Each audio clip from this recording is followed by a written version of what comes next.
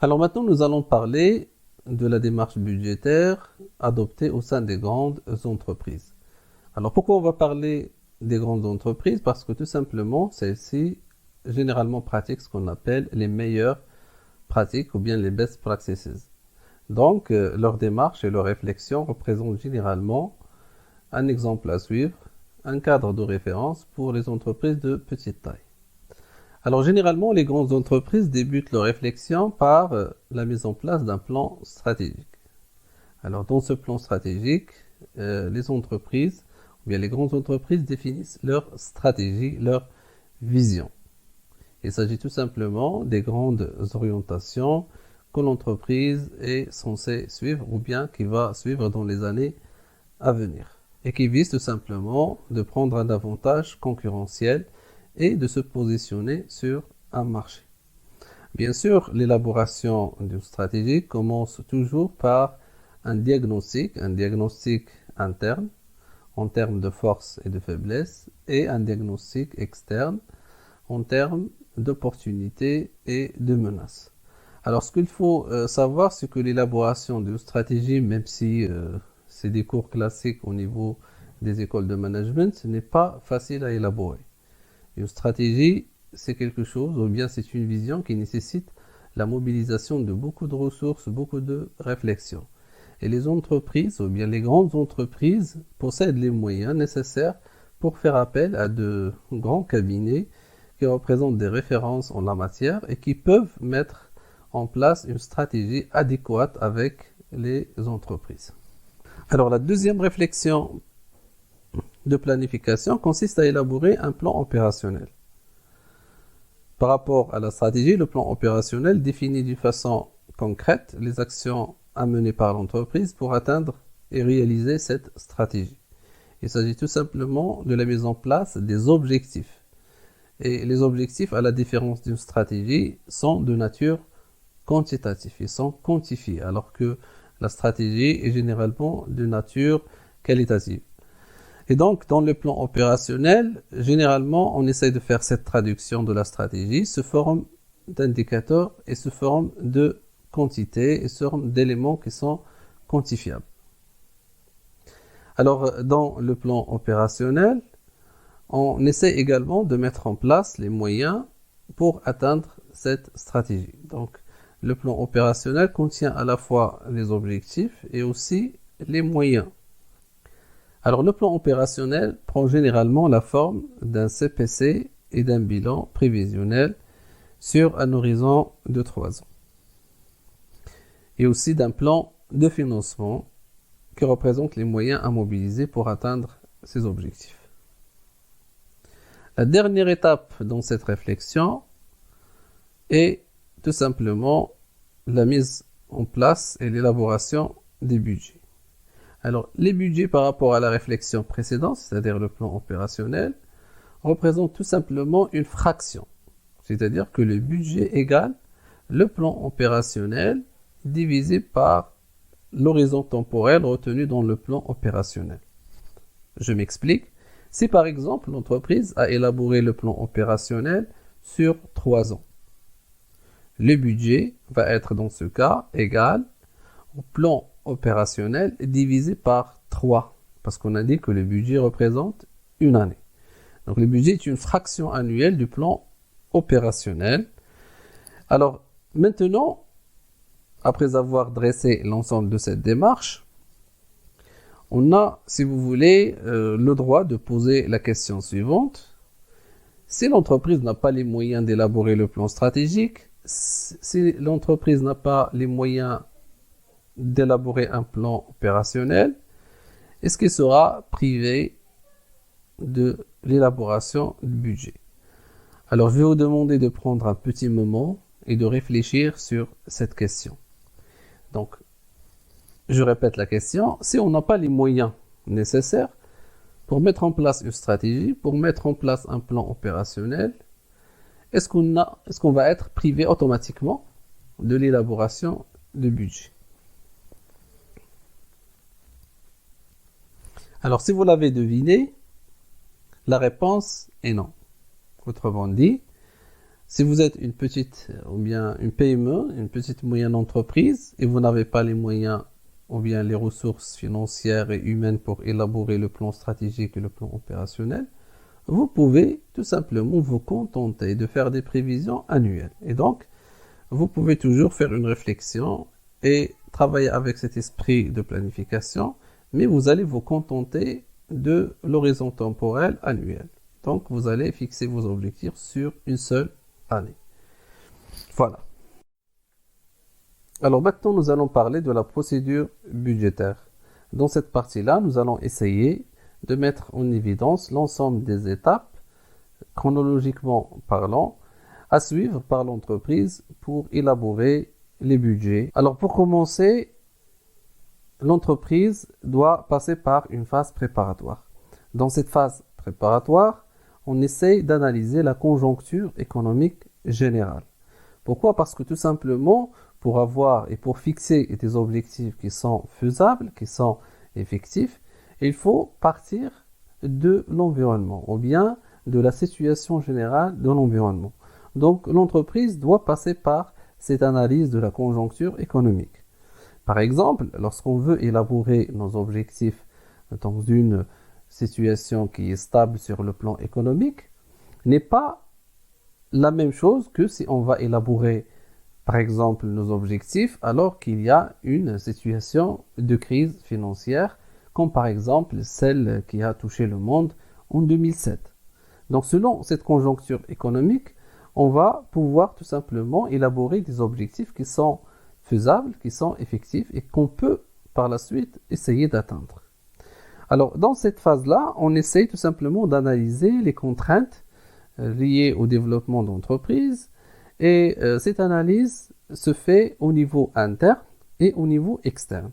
Alors, au niveau interne, on essaye de s'interroger sur plusieurs questions, par exemple, notre capacité de production. Est-ce que l'entreprise a une capacité de production? Si oui, c'est une force. Sinon, ça va représenter une faiblesse. Par la suite, on peut, par exemple, parler des ressources ou bien discuter les ressources financières, leur disponibilité.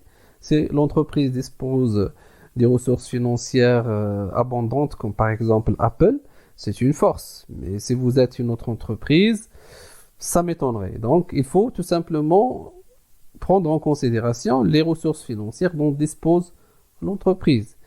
Alors, la situation des prix, les tensions inflationnistes, etc., etc.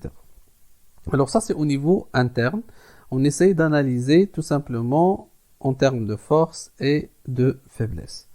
Alors au niveau externe, on s'intéresse à tout ce qui est conjoncture économique, à tout ce qui est données macroéconomiques, à tout ce qui est, si vous voulez, d'ordre politique également, stabilité, etc., etc.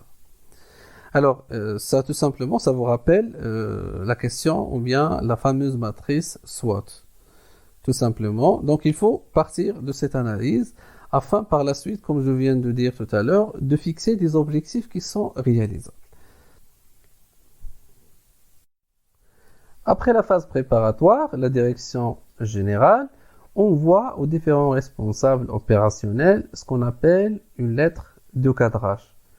Alors la lettre de cadrage, elle peut être soit verbale, c'est-à-dire dans le cadre d'une réunion, ou bien elle peut être écrite, c'est-à-dire via un email qu'on va adresser à tous ces responsables. Alors le cadrage budgétaire, comme son nom l'indique, consiste à cadrer le travail des différents responsables qui vont par la suite élaborer les budgets. Il s'agit tout simplement de fixer l'esprit dans lequel on va élaborer les différents budgets. Alors, dans ce cadrage budgétaire, on essaye d'aborder également certaines hypothèses liées à l'activité, comme par exemple le chiffre d'affaires prévisionnel à réaliser, le lancement ou bien l'abondance d'un nouveau produit, etc., etc. Alors, le cadrage budgétaire est une opération qui est très importante parce qu'il a un impact direct sur l'esprit des différents responsables qui vont élaborer les budgets. Donnons un exemple. Alors, supposons que nous sommes dans une situation de crise par exemple financière. Bien sûr, dans une telle situation, on va tout simplement essayer de pousser les responsables opérationnels vers tout simplement tout ce qui est maîtrise et minimisation des coûts, parce que nous sommes dans une situation difficile. Par contre, si nous sommes dans une situation qui est expansionniste, qui est tout simplement favorable, on va, si vous voulez, être moins exigeant sur certains aspects, comme par exemple ceux qui correspondent à la minimisation et la maîtrise des charges. Et ainsi de suite. Donc tout simplement, le cadrage budgétaire a pour mission d'orienter la vision des responsables opérationnels afin d'adopter, si vous voulez, un comportement vers soit l'optimisme ou bien le pessimisme. Bien sûr, dans l'exercice d'élaboration budgétaire. Le schéma que vous voyez devant vous montre, si vous voulez, l'emboîtement de l'ensemble de la démarche budgétaire, à commencer par le cadrage budgétaire jusqu'à la mensualisation. Donc, quand on veut élaborer le budget, généralement, ce sont les étapes clés que l'entreprise va traverser afin d'élaborer ses budgets. Donc, on commence toujours par le cadrage budgétaire, comme je viens de dire. Par la suite, on doit élaborer le pré-budget. Par la suite, le budget par fonction ou bien par centre de responsabilité. Par la suite, la consolidation budgétaire, l'arbitrage et à la fin, on effectue ce qu'on appelle la mensualisation. Maintenant, nous allons décortiquer chaque étape à part. Bien sûr, on a déjà expliqué le cadrage budgétaire qui consiste à envoyer une lettre de cadrage dans laquelle on essaie de préciser l'esprit dans lequel l'exercice budgétaire doit se dérouler. Alors, une fois qu'on a terminé ce cadrage budgétaire, le contrôleur de gestion prépare ce qu'on appelle un pré-budget. Il s'agit tout simplement d'une première simulation, d'une première estimation du résultat de l'entreprise. Alors, généralement, les entreprises prennent un scénario qu'ils ont déjà fixé à l'avance, un scénario qui montre un résultat, un chiffre d'affaires, des dépenses, etc., etc. Généralement, on essaye de reproduire les éléments passés dans l'exercice précédent, mais on peut également mettre un coefficient de progression ou bien d'évolution. Alors, ce pré-budget représente tout simplement un budget provisoire. Alors, ce budget provisoire, il est important parce qu'il va constituer une référence pour les autres responsables qui attendent leur tour pour exprimer leurs besoins et fixer leurs objectifs. On parle ici des responsables opérationnels, le responsable commercial, le responsable financier, le responsable ressources humaines, etc., etc. Alors, une fois qu'on a terminé ce pré-budget, on l'envoie bien sûr aux différents responsables. Donc, pourquoi? Parce que tout simplement, ces derniers doivent élaborer ce qu'on appelle le budget de leur fonction, ou bien de leur direction, ou bien de leur département. Et ce budget est appelé également un budget par centre de responsabilité. Alors, on a déjà expliqué suffisamment qu'est-ce que ça veut dire un centre de responsabilité et quels sont les différents centres de responsabilité qui existent au niveau des entreprises. Maintenant, la balle, elle est chez les responsables opérationnels. Ces derniers doivent exprimer leurs besoins et ils doivent tout simplement fixer leurs objectifs. C'est à ce moment-là qu'ils seront impliqués dans le processus budgétaire. Alors maintenant, à l'intérieur de chaque direction, à l'intérieur de chaque fonction, à l'intérieur de chaque centre de responsabilité, les collaborateurs doivent exprimer également leurs besoins et négocier leurs objectifs avec leurs supérieurs hiérarchiques.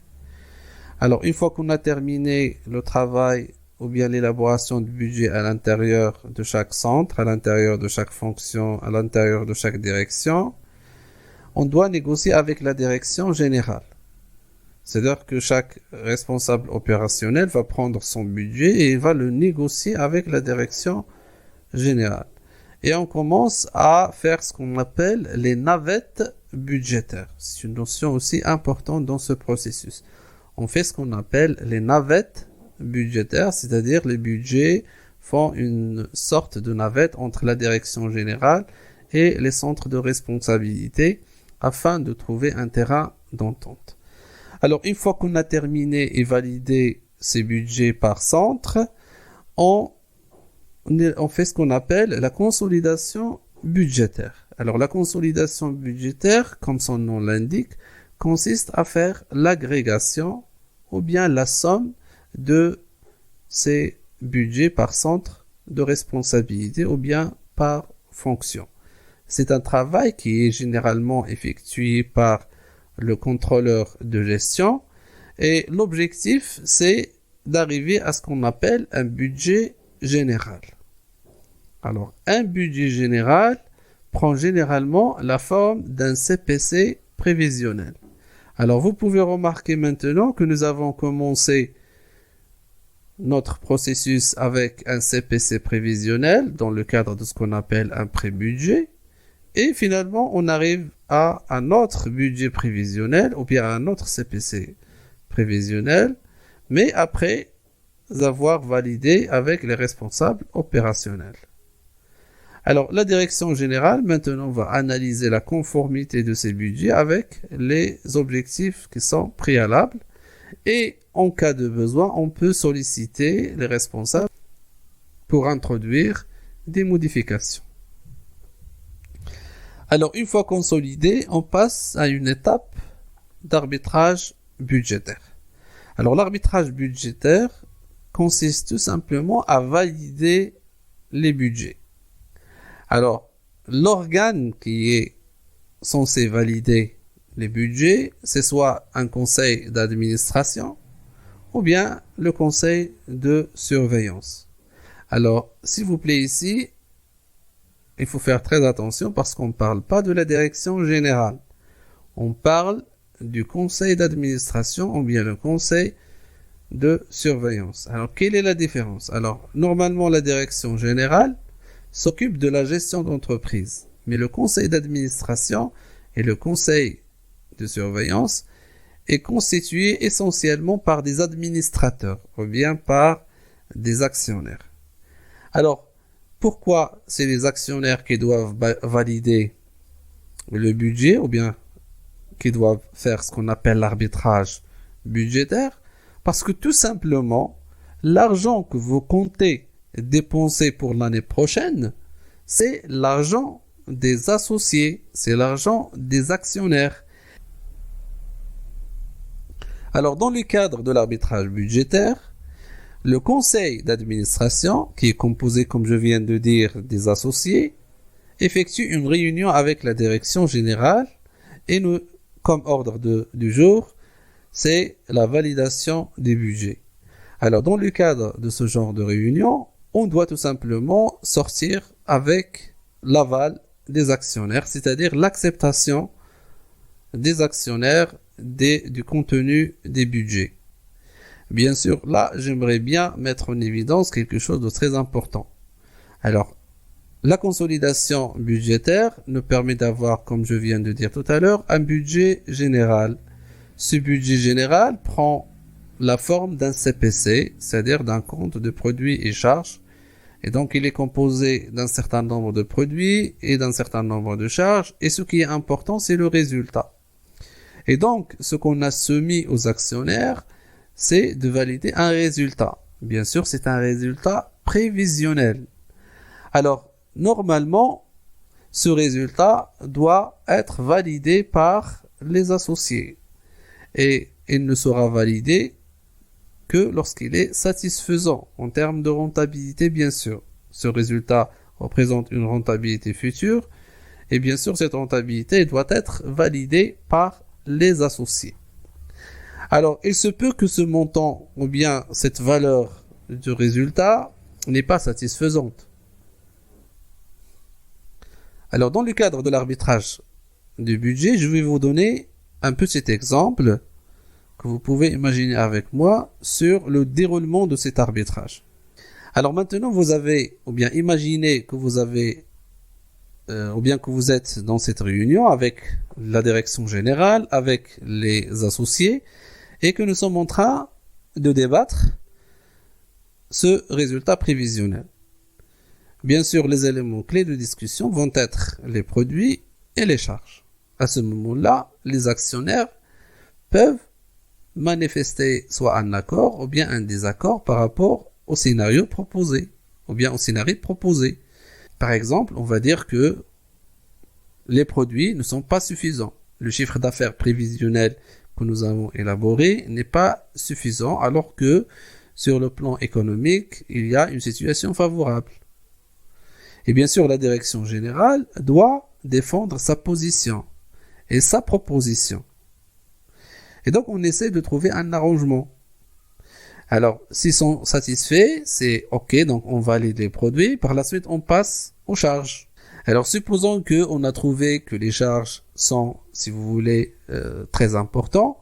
Les associés ou bien les actionnaires peuvent demander à la direction générale de les réduire davantage parce que nous sommes devant une situation de crise, parce que on vit une récession et donc il faut mettre l'accent sur cet aspect de réduction de coûts et de maîtrise des coûts. Je veux mettre en évidence, c'est cette discussion qui va se faire sur la base de ce budget général afin de trouver un accord entre la direction générale et les associés et afin de valider ce budget qui représente tout simplement les actions futures que la direction générale va effectuer pour l'année prochaine. Alors, une fois qu'on a validé ce budget, on passe à l'étape de mensualisation du budget. Alors, la mensualisation du budget consiste tout simplement à le fragmenter en périodes mensuelles. C'est-à-dire qu'on va tout simplement faire le découpage de l'année prochaine sous forme de mois, janvier, février, etc. Bien sûr avec les lignes budgétaires. Les lignes pour le chiffre d'affaires mensuel, on va décomposer les charges également, etc., etc. Donc on va fragmenter, on va diviser le budget.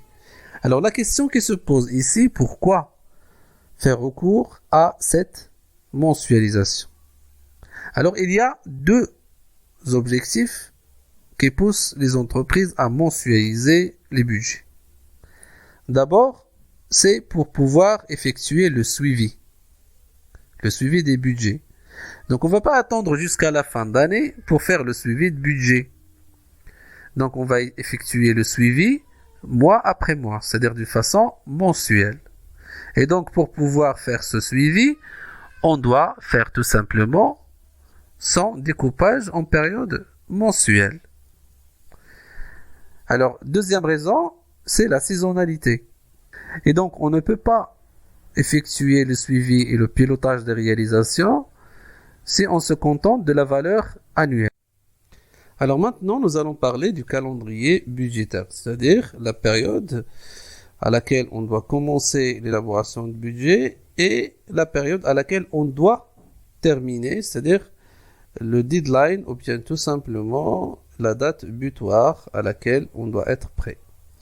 Alors le principe est très simple.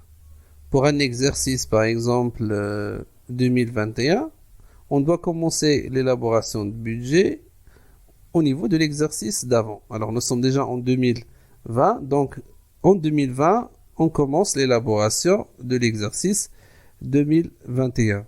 Alors en principe, on doit être prêt avant cette date butoir qui est le 31/12 de l'exercice. Ça, c'est la date à laquelle on doit être prêt, c'est-à-dire on doit déjà avoir l'ensemble des budgets bien élaborés. Alors, la durée d'élaboration varie sensiblement d'une entreprise à une autre. Il y a des entreprises qui élaborent leur budget sur une période d'un mois, d'autres la durée peut aller jusqu'à 6 mois. Tout dépend de l'entreprise, tout dépend de sa stratégie, tout dépend de l'importance accordée à l'exercice budgétaire, etc. Alors, la dernière étape dans ce processus-là, c'est tout simplement le contrôle budgétaire.